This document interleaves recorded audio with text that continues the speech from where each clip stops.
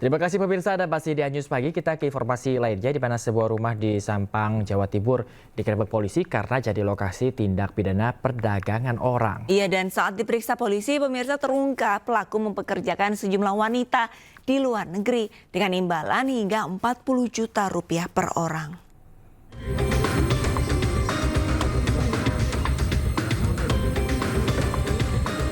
Polisi dihalangi seorang wanita saat menggerebek sebuah rumah yang dijadikan tempat tindak pidana perdagangan orang di Sampang, Jawa Timur.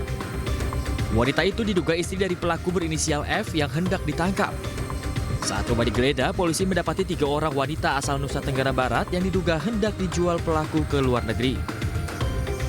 Ketiganya akan dikirim ke Dubai dan Arab Saudi dengan harga masing-masing 40 juta rupiah. Modusnya, para korban dijanjikan pekerjaan tanpa dipungut biaya. Namun nyatanya, visa yang mereka gunakan visa wisata bukan visa bekerja. Selain menangkap tersangka F, polisi kini mencari 1 orang rekannya yang kini buron. Setelah dapat kita amankan, kita selamatkan 3 orang calon korban yang akan diberangkatkan ke Arab Saudi dan Dubai. Korban yang pertama S, kemudian inisial D dan P, yang mana ketiganya merupakan warga Lombok Barat, NTB. Atas perbuatannya, pelaku dijerat Undang-Undang TPPO dengan ancaman hukuman 5 hingga 10 tahun penjara. Dari Sampang, Jawa Timur, Fatur Rahman, iNews melaporkan. Tim gabungan Barreskrim Polri, Bea Cukai Khusus Kepri dan Lantamal 4 berhasil menggagalkan upaya penyelundupan 151.000 benih lobster bernilai 15,1 miliar. Selain itu, petugas juga amankan 4 pria yang diduga sebagai penyelundup lobster dari Jambi ke Malaysia dan Singapura.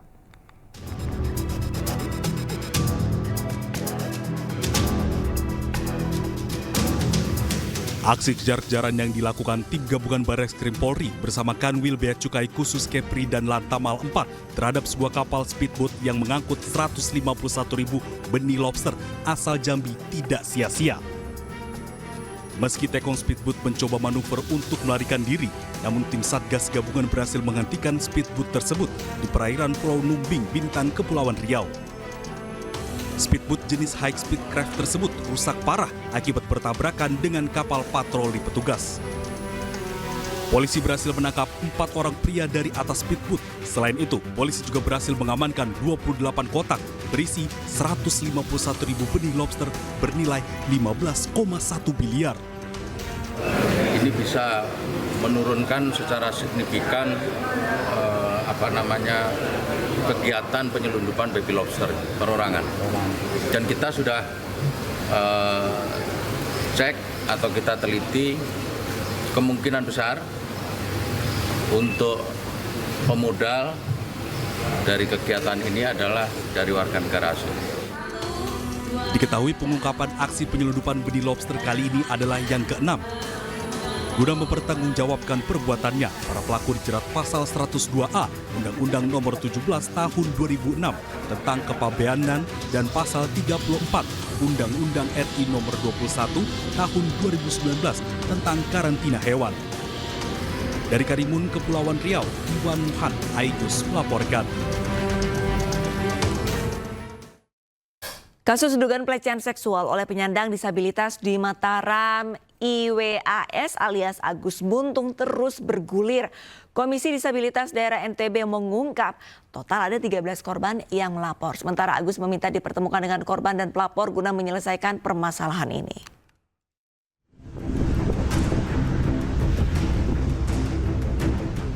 Kasus dugaan pelecehan seksual oleh IWAS alias Agus, penyandang disabilitas di Mataram, Nusa Tenggara Barat terus bergulir. Komisi Disabilitas Daerah atau KDD NTB menyebut total ada 13 orang yang melapor menjadi korban. 3 orang telah menjalani berita acara pemeriksaan atau BAP oleh polisi, sementara 10 lainnya baru melapor ke KDD NTB. 7 dari 10 orang berusia dewasa dan 3 lainnya usia anak. Yang menyampaikan ke kita ada 10 yang baru. Selain yang 3... Maksudnya 3 itu yang masuk berkas penyidikan? Yang masuk di berkas penyidikan. Oh. Sedangkan yang baru? Yang di luar penyidikan ini yang sudah menghubungi kita 10. Kemudian informasi dari 10 itu sekarang sedang ada pemeriksaan.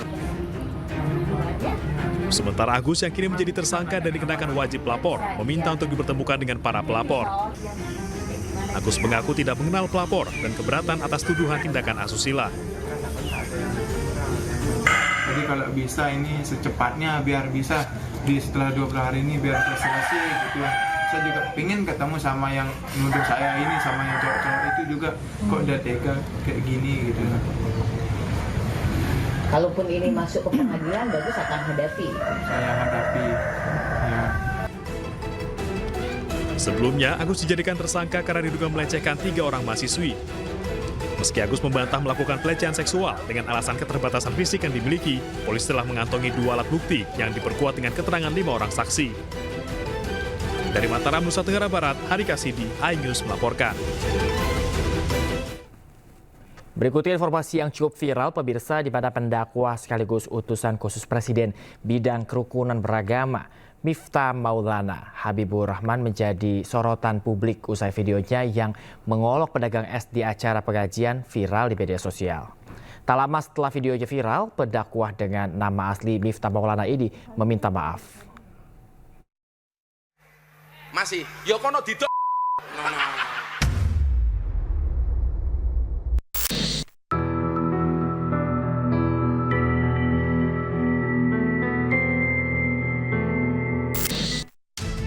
Pendakwa Miftah Maulana Habibur Rahman alias Gus Miftah membuat geger usai video dirinya yang diduga mengolok penjual ST di sebuah acara pengajian viral di media sosial.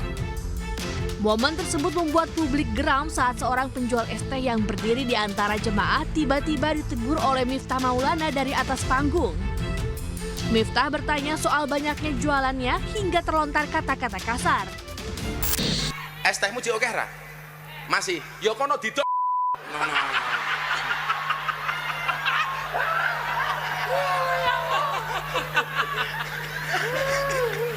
Dolen dhisik, engko lak rong payu wis takdir. Cuplikan momen Miftah Maulana diduga melontarkan olokan tersebut trending di berbagai media sosial termasuk X dan TikTok. Tak sedikit kecaman yang dilayangkan kepada pendakwa sekaligus utusan Presiden bidang kerukunan beragama dan pembinaan sarana keagamaan tersebut. Publik juga geram lantaran Miftah Maulana beserta sejumlah ulama justru ikut tertawa di atas panggung. Tak lama setelah videonya viral, Miftah Maulana akhirnya meminta maaf karena menyudutkan penjual es dalam pengajian. Assalamualaikum warahmatullahi wabarakatuh. Saya Miftah Maulana Habibur Rahman menanggapi yang viral hari ini. Yang pertama, dengan kerendahan hati saya minta maaf atas kekhilafan saya. Saya memang sering bercanda dengan siapapun, maka untuk itu atas candaan kepada yang bersangkutan saya akan meminta maaf secara langsung dan mudah-mudahan dibukakan pintu maaf untuk saya. Kemudian yang kedua, saya juga minta maaf kepada masyarakat atas kegaduhan ini yang merasa terganggu dengan candaan saya, yang dinilai oleh masyarakat mungkin berlebihan. Untuk itu saya minta maaf. Ini juga merupakan introspeksi bagi saya untuk lebih berhati-hati berbicara di depan publik dan masyarakat. Saya juga sudah ditegur oleh Bapak Seskap yang hari ini berada dari PAM untuk lebih berhati-hati menyampaikan pendapat dan pidato di depan masyarakat umum. Terima kasih. Assalamualaikum warahmatullahi wabarakatuh.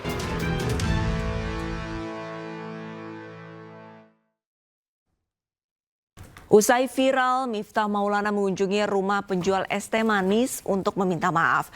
Sementara Son Haji yang dihina Miftah justru mendapatkan banyak dukungan dari warganet.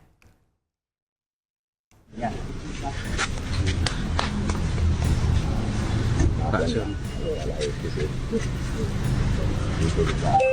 Usai viral, Gus Miftah mengunjungi rumah Son Haji untuk meminta maaf. Dalam pertemuan yang berlangsung sekitar 15 menit tersebut, Gus Miftah berusaha menyelesaikan kesalahpahaman yang muncul akibat pernyataannya yang sempat menyinggung Son Haji. Son Haji mengaku sudah memaafkan dan tidak akan memperpanjang maupun mempermasalahkan kejadian tersebut. Saya sudah maafkan, jadi kalau saya sama Gus Miftah sudah tidak punya masalah apa-apa. Dan kalau ada orang bertanya, tapi saya jawab dengan apa adanya. Itu masalah saya sama Gus Miftah sudah selesai, sudah tidak ada masalah apa-apa. Makasih ya Bu ya. Amin, amin. Amin, amin. Sementara usai viral di media sosial, Son Haji banyak dikunjungi oleh masyarakat serta menerima berbagai bentuk bantuan yang berempati terhadapnya. Son Haji mengaku mendapat bantuan uang, pembuatan rekening bank, hingga tawaran untuk berangkat umroh, serta donasi untuk membuatkan Son Haji sebuah rumah. Meski demikian, Son Haji berencana untuk melanjutkan perjualan es keliling. Dari Magelang, Jawa Tengah, Tim Liputan iNews melaporkan. Son Haji mengaku telah memaafkan Miftah Maulana Habibur Rahman alias Gus Miftah. Dirinya juga meminta kepada seluruh masyarakat untuk tidak memperpanjang masalah tersebut karena sudah diselesaikan secara kekeluargaan. Ya, intinya kami sudah saling memaafkan dan perkara ini sudah selesai secara kekeluargaan. Secara pribadi saya pagi sudah pukul 7 kami bertatap muka dan saling memaafkan, dan kami sudah memaafkan dan Gus Miftah juga telah berjanji tegolilo ampun saling memaafkan. Itu aja, saya tidak akan melibatkan bermasalah. Saya minta kepada seluruh masyarakat untuk berpandangan masalah ini karena masalah ini sudah selesai secara kekeluargaan. Pribadi saya dan Gus Miftah tidak tatap muka secara waktu itu aja. Saya tidak akan memperpanjang masalah ini karena saya belum selesai. Sementara itu, Wakil Ketua Umum Partai Gerindra Budi Satrio Jiwandono ikut menanggapi aksi Miftah Maulana yang menghina penjual es teh manis. Agus menyebut akan menampung aspirasi masyarakat termasuk permintaan agar jabatan Miftah dicopot. Menyayangkan kalau ada mungkin statement-statement yang tidak baik ya, tentu itu patut menjadi evaluasi, apalagi namanya pemimpin. Ya, tapi apapun itu kita serahkan ya ke keputusan-keputusan kalau ada, kita terima sebagai masukan dan kritik yang baik dari. Pihak istana mengaku telah menegur Miftah Maulana terkait aksinya yang menghina penjual es teh manis. Kepala Komunikasi Presiden Hasan Nasbi menyebut Presiden Prabowo sangat menghormati dan menjunjung tinggi adab terhadap siapapun. Dan perlu kami tekankan di sini bahwa Presiden Prabowo Subianto sangat menghormati dan menjunjung tinggi adab terhadap siapapun, ya, terhadap rakyat kecil, terhadap pedagang kaki lima, terhadap nelayan, terhadap petani, terhadap siapapun. Presiden sudah memberikan teguran kepada yang bersangkutan melalui Sekretaris Kabinet untuk segera meminta maaf kepada Bapak Son Haji yang mungkin saja dan sangat mungkin terluka perasaannya karena kejadian kemarin. Jadi kami juga sudah mendapatkan informasi, Bapak Presiden juga sudah mendapatkan informasi, utusan khusus Presiden sudah mendatangi Bapak Son Haji secara langsung ke Desa Banyusari, Kecamatan Gerabak, Kabupaten Magelang, untuk menyampaikan permintaan maaf secara langsung. Dan kami semua, tidak hanya utusan khusus Presiden, mengambil pelajaran yang sangat berharga dari kejadian ini. Bahwa kita memang harus hati-hati dalam mengeluarkan pernyataan, dalam menjaga sikap, apalagi terhadap rakyat kecil yang sedang berjuang, yang sedang memeras keringat untuk memenuhi kehidupan mereka sehari-hari. Pemirsa, Menteri Agama Nasaruddin Umar mengimbau kepada para penyuluh agama agar bisa berdakwah dengan arif dan juga bijaksana, serta menjaga kerukunan antar umat beragama. Selain itu, Kementerian Agama juga menekankan pentingnya membangun sistem pendidikan yang berkualitas.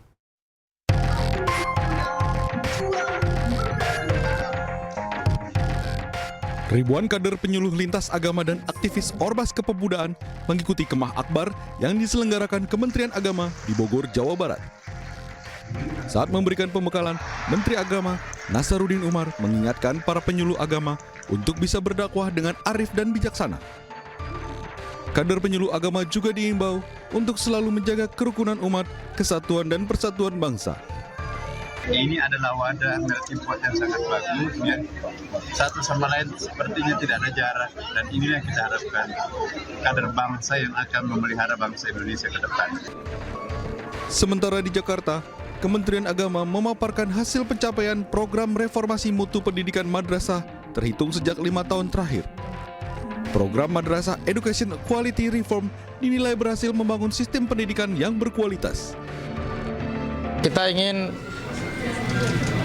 mendesain madrasah kita lebih maju, lebih bermutu, dan lebih mendunia melalui 4 komponen yang menjadi dasar proyek ini. Kementerian Agama juga menekankan pentingnya pendidikan inklusif, khususnya bagi anak-anak penyandang disabilitas, serta berkomitmen meningkatkan kesejahteraan guru melalui pelatihan berkelanjutan. Dari Bogor, Jawa Barat, dan Jakarta, Tim Liputan iNews melaporkan. Presiden Prabowo Subianto mengapresiasi kontribusi dan peran Muhammadiyah dalam membangun bangsa, terutama di bidang pendidikan dan kesehatan. Saat membuka sidang Tanwir dan Milad ke-112 Muhammadiyah di Kupang, Nusa Tenggara Timur.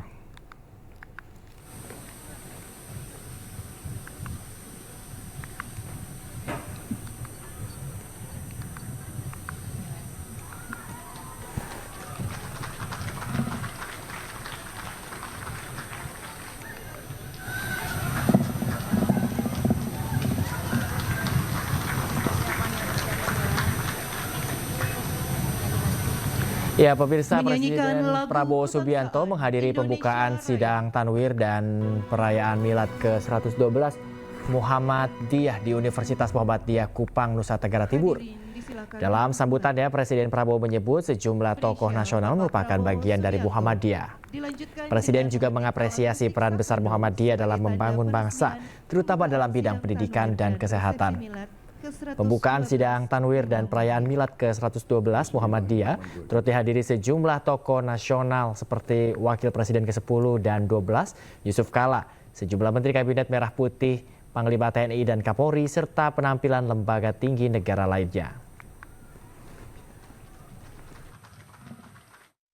Saudara-saudara, saya telah mempelajari angka-angka mendalam. Sungguh luar biasa kekayaan kita. Sungguh luar biasa. Tapi kita koreksi diri, kita banyak yang terus terang saja kurang piawe, kurang handal untuk menjaga kekayaan kita. Karena itu saya bertekad untuk mencapai pemerintah yang bersih. Presiden Prabowo Subianto menegur Sekretaris Kabinet Teddy Indrawijaya. Teguran itu disampaikan Presiden saat berpidato di Tanwir dan resepsi Milad ke-112 Muhammadiyah di Kupang, Nusa Tenggara Timur.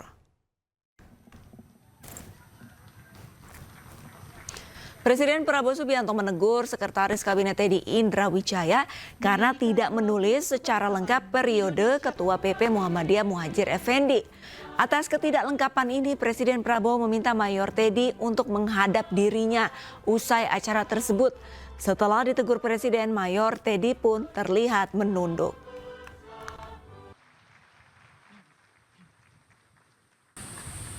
Profesor Dr. Muhadjir Effendi, Ketua PP Muhammadiyah periode ini nggak disebut nih tahunnya itu. Pak Teddy ini menghadap saya habis ini. Ketua Umum PP Muhammadiyah 2005-2015 Bapak Din Samsudin yang saya hormati. Kok agak ngumpet di belakang itu. Pak Din itu kawan saya. Presiden Prabowo Subianto meminta anggaran perjalanan dinas pejabat kementerian lembaga dikurangi 50%. Efisiensi anggaran ini diperkirakan bisa menghemat uang negara hingga 15 triliun rupiah. Pada pembukaan sidang Tanwir dan Milad ke-112 Muhammadiyah di Universitas Muhammadiyah Kupang, Nusa Tenggara Timur, Presiden Prabowo Subianto meminta pejabat kementerian lembaga mengurangi anggaran perjalanan dinas luar negeri yang menelan anggaran hingga 3 miliar dolar Amerika Serikat. Presiden meminta anggaran perjalanan dinas dikurangi 50% agar negara bisa menghemat hingga 15 triliun rupiah. Hitungan kita perjalanan luar negeri saja itu Indonesia ini perjalanan luar negeri pejabat-pejabat 3 miliar dolar. Saya minta dikurangi 50% saja. Kalau bisa dikurangi 50%, artinya kita bisa menghemat 15T. 15T itu berapa bendungan, berapa irigasi, berapa SD bisa kita perbaiki, berapa anak sekolah bisa kita kasih makan. Tolonglah ya para menteri, puasa dulu. Puasanya 5 tahun. Prabowo menyampaikan efisiensi anggaran perjalanan dinas dapat dialokasikan untuk pembangunan fasilitas umum dan membantu rakyat miskin. Tim Liputan iNews melaporkan. PDI Perjuangan menegaskan Presiden ke-7 Republik Indonesia Joko Widodo dan keluarganya bukan lagi bagian dari partai. Sementara Jokowi mengaku masih memegang kartu tanda anggota atau KTA partai berlambang banteng tersebut.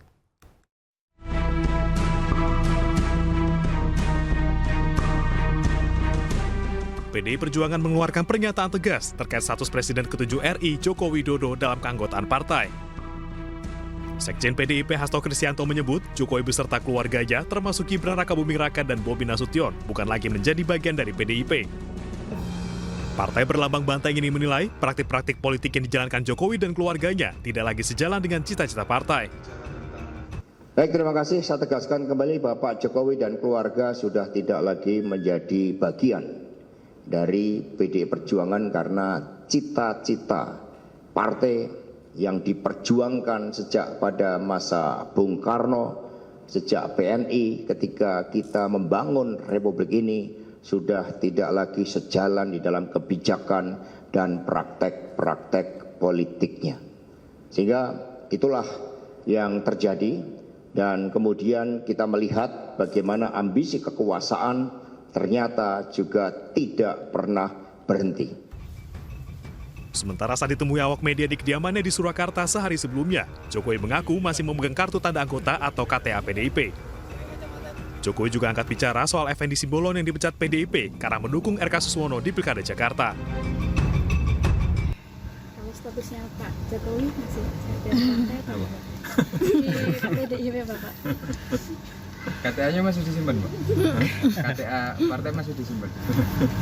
Ya, Mas. Isu keanggotaan Jokowi di PDIP menyeruak usai Ketua Umum PDIP Megawati Soekarno Putri memecat Effendi Simbolon karena mendukung R.K. Suswono.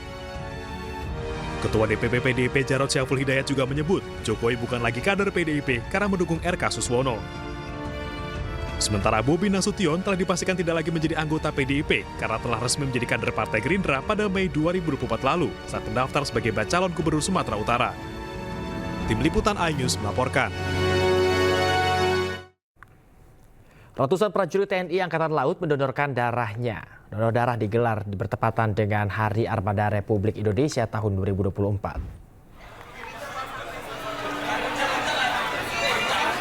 Pangkalan Utama TNI Angkatan Laut 3 Jakarta menggelar kegiatan bakti sosial donor darah. Kegiatan sosial ini dilaksanakan di Makolatan Lantamal 3 Jakarta, di mana kegiatan dimulai dari tahap registrasi, dilanjutkan pemeriksaan kesehatan dan pengambilan darah. Hal ini dilakukan untuk memastikan para pendonor dalam kondisi sehat dan aman. Pelayanan kesehatan ini melibatkan tenaga medis gabungan dari Diskes Lantamal 3 dan juga UTD Rumah Sakit Darmais yang turut berperan dalam mendukung kegiatan donor darah. Sampai dengan hari ini sudah terdaftar sebanyak 172 orang dari satuan-satuan samping seperti Mabesal, Pusidrosal, Kolin Lamil, Seskoal, dan Mako Kormar. Demikian yang kami sampaikan, semoga apa yang kami kerjakan hari ini bermanfaat bagi negara, nusa bangsa, dan masyarakat umum. Jalas Viva.